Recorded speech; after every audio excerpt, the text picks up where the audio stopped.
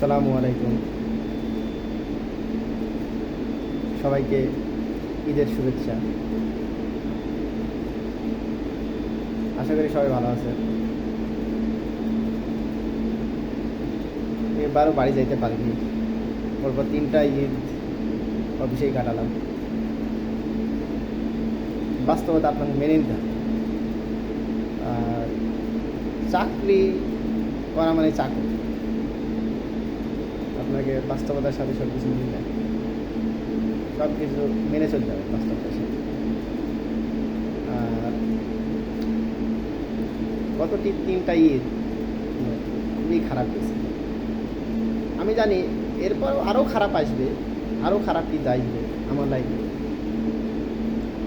ধৈর্য ধারণ করতে হবে। ধৈর্য ছাড়া কোনো ইয়ে নাই। হয়তো আল্লাহ পরীক্ষা করতেছে আমাকে বা আমার ফ্যামিলি। ধৈর্যই শক্তি। ধৈর্য ধরা ছাড়া আর কোনো ওয়ে নেই।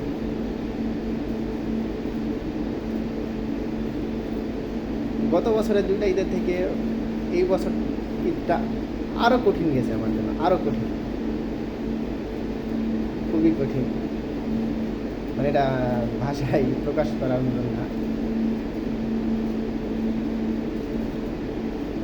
সবার জন্য দোয়া এবং ভালোবাসা।